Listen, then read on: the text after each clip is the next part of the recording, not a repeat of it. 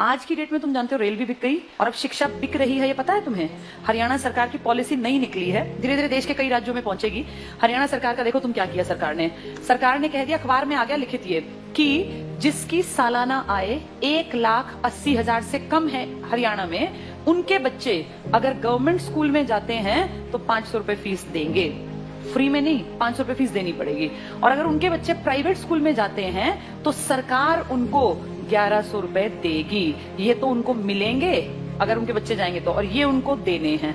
अब बताओ आदमी क्या करेगा? देने वाला काम करेगा, मिलने वाला काम करेगा? भाई आदमी का बच्चा अगर गवर्नमेंट में जाता है तो पैसे देगा और प्राइवेट में जाएगा तो सरकार देगी। बताओ आदमी क्या करेगा? प्राइवेट भेजेगा, अपने घर से 500 क्यों लगाएगा? एक तो सरकारी, एक तो प्राइवेट। तो आम जो एक गरीब आदमी अपने बच्चे को कहाँ भेजेगा? ये देखो कितनी अच्छी चाल है, अगर तुम्हें समझ में आया तो। ये अब चल रही है सरकार। 1100 रुपए सरकार कहती है हम भर देंगे आपके बच्चे के, आपको चिंता नहीं करनी। अगर आपने सरकारी में पढ़ाया तो कितने रुपए लेंगे? 500। तो आदमी सोचेगा 2 बच्चे हैं, क्यों 1000 रुपए फूकूं, इससे बढ़िया प्राइवेट भेजूं, सरकार देगी मेरे बच्चे के पैसे, देगी भी सरकार। 1-2 साल बाद क्या होगा? सारे सरकारी स्कूल धीरे धीरे क्या हो जाएंगे? खत्म हो जाएंगे, खाली हो जाएंगे, बिल्डिंग खाली, एडमिशन 0। 1 साल 2 साल 5 साल बाद क्या होगा? सारे एडमिशन 0 0 0। फिर सरकार दिखाएगी बजट में कि तुम घाटे का नुकसान का सौदा है, सरकारी स्कूल बंद पड़े हैं जी, बिना बात इन टीचर्स को हम इतनी सैलरी दे रहे हैं, चपड़ासी रखे हुए हैं, हेडमास्टर है, कोई बेल बजाने वाला है, बच्चा तो कोई आता नहीं। तो कहेंगे काम करो, इसको बेचो, इस प्रॉपर्टी को बेचना स्टार्ट करो। सरकारी प्रॉपर्टी है, हर गांव में सरकारी स्कूल है। आप सोचो कितने स्कूल होंगे भारत में। धीरे धीरे करके अगले आने वाले 5 से 7 साल का भारत ऐसा बता रही हूँ मैं, जो होगा देखना तुम्हारे सामने। ये सारे स्कूलों का दाम निकलेगा, दाम इन द सेंस भाई जहां जितने महंगी प्रॉपर्टी है महंगा। अब कौन खरीदेगा पूरे देश की बेल्ट को? जिसके पास पैसा है। तुम और मैं तो नहीं खरीद सकते देश के स्कूल, तो उस देश के पूरे स्कूलों को खरीदने का किसके पास पैसा है? अंबानी और अडानी ये ले लेंगे सरकार से कि जी हम इतने करोड़ रुपए आपको देते हैं, सरकारी स्कूलों के बदले हम डेवलप कर लेंगे। और फिर सरकार 1-2 साल बाद कहेगी हम बहुत नुकसान में जा रहे हैं, हमारे बस की 1100 रुपए देने नहीं है। अब गरीब आदमी फंस गया, उसका बच्चा उस टाइम तक 7वीं में पहुंच गया, मान लो पहली से स्टार्ट किया था, 5-6 साल दिए पैसे, अब अटका दिया, हम तो नहीं देंगे पैसे, पढ़ाना है पढ़ा लो, तो अनपढ़ रख लो। अब वो बेचारा गया कि वापस सरकारी में जाके देखो तो सरकारी पे तो ताला है, बोर्ड बदला हुआ है। किसके पास है वो बोर्ड? अब अंबानी। अब अंबानी अडानी प्राइवेट स्कूल है, तो वो जाके फीस पता करेगा तो भैया मैं तो नहीं पढ़ा सकता। वहां से भी गया और वहां की औकात नहीं है, दोनों गए। आने वाले समय में आदमी वो पढ़ा पाएगा जिसके पास बहुत ज्यादा पैसा होगा। देखते देखते तुम्हारी सारी सुविधाएं सरकार से छीन छीन के किसके पास पहुंचाई जा रही हैं? प्राइवेट। बस तुम्हें समझ में लेट आएगा, जब तक समझ में आएगा फिर चीख चिल्ला लेना, फिर थोड़ी ना कुछ होगा। सरकार वापस थोड़ी ना लेती है किसी भी चीज को, दे दी सो दे दी।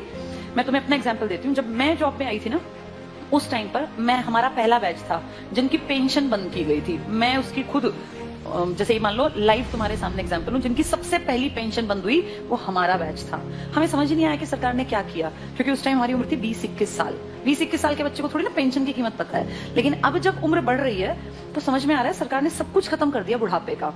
तुम्हारे माँ बाप अगर किसी के गवर्नमेंट जॉब में थे और अगर वो रिटायर्ड हैं तो तुम्हें इसकी कीमत पता होगी। पता है इसकी कीमत क्या है? किसी के सामने आखिरी सांस तक हाथ नहीं फैलाना पड़ता। ये है पेंशन की कीमत। आपका बेटा निकम्मा निकले, नालायक निकले, बेटी आपके लिए कुछ ना करे, आपको चिंता ही नहीं। आपकी पेंशन आती है, 5-7 हजार रुपए में झाड़ू पोछा कपड़े बर्तन धोने वाली मिल जाती है। कोई भी एक मेड रख लो, 5-10 हजार की खाने वाली। बुढ़ापे में पैसा बचा के करोगे क्या?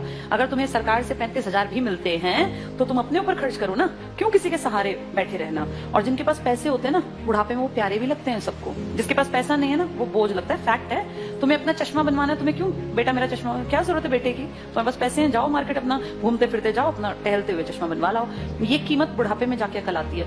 हमारे बैच ने कुछ नहीं किया, मुझे भी समझ नहीं थी, अकल ही नहीं थी। लेकिन अब जब एज बढ़ रही है ना और हम देख रहे हैं दुनिया को, तब समझ में आ रहा है कि सबसे कीमती चीज इंसान के पास बुढ़ापे में पेंशन होती है। मेरे खुद के फादर पेंशनर हैं, तो हमें दिखता है कि पेंशन की जो वैल्यू है ना वो किसी चीज की नहीं है।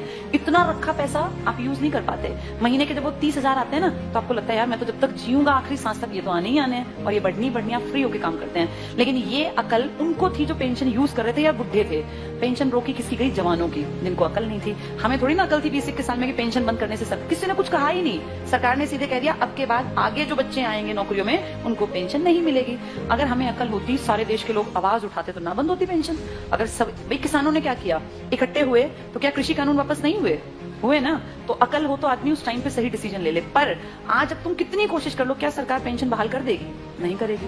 मतलब ना के बराबर है। एक आधा राज्य को करे, लालच में 1-2 साल में कह दे, पर वैसे नामुमकिन बराबर है। इसीलिए जब चीजें बंद हो रही होती है ना, तब जागना होता है कि सरकार गलत कर रही है। अब सरकार स्कूलों की तरफ गलत कर रही है। इसकी अकल 7-8 साल बाद की जनरेशन को आएगी, जब वो देखेंगे कि पढ़ाने के लिए ना तो सरकारी बचेंगे और प्राइवेट मुंह खोल के पैसे मांगेंगे। अब या तो पढ़ा लो या तो अनपढ़ रख लो, फिर फंसेंगे लोग। प्राइवेटाइजेशन करना गलत नहीं है, लेकिन कुछ फील्ड सरकार को रखने चाहिए जिनमें शिक्षा भी आती है, स्वास्थ्य भी आता है, रेल भी आती है, पब्लिक ट्रांसपोर्ट भी आता है। ये तो हमारी बेसिक नीड है, ये तो कम से कम दो हमें।